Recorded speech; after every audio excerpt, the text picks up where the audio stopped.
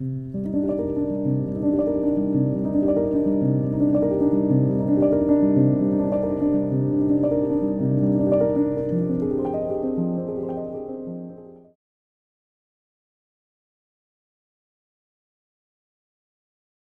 was an article written recently in the Absolute Sound magazine on a Tonearm that has no offset angle whatsoever.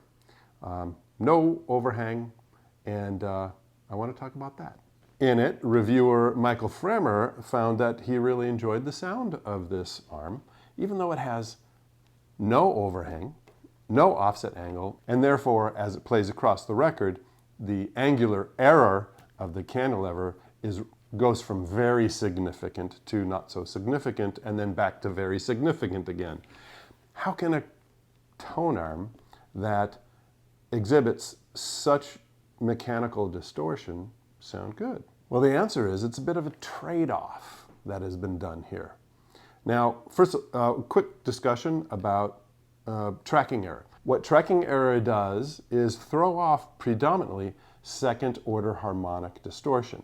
Now, second-order harmonic distortion can sound very pleasing to our ears, but if you're watching my other videos and articles on mechanical transcription, you cannot get something for nothing in mechanical transcription. Anytime you introduce a distortion like that in mechanical transcription, it is by definition that you will be deteriorating your ability to read all of the information from the groove. It's never just additive. There are big problems with phase relationships, and you will lose information as well.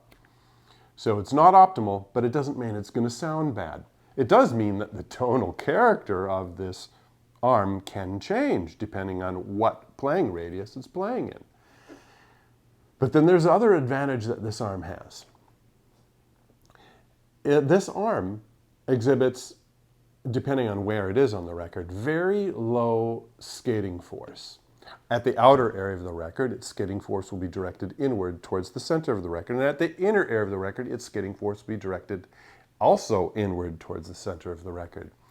But even at the maximum skating force locations for that arm, far outer, far inner, the skating force is still only about 18 to 22% of what the average skating force will be for a normal pivoted arm. And the design of this Tonearm with no overhang, in fact there's a little bit of underhang, and the resultant relative lack of skating force would offer a significant advantage for the being able to have that cartridge damper remain symmetrically compressed across the surface of the record.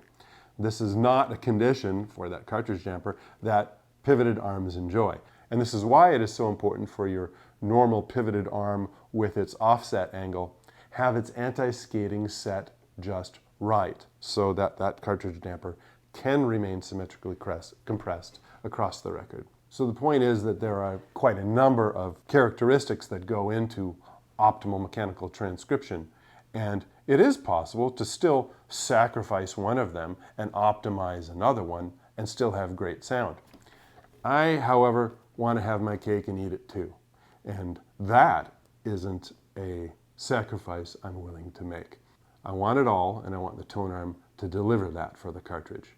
Tonearms, to a greater or lesser degree, only screw up the sound of a cartridge. They can't make it better. The best Tonearms in the world will simply do less harm. There's your Wham! Engineering soundbite for the week. More to come.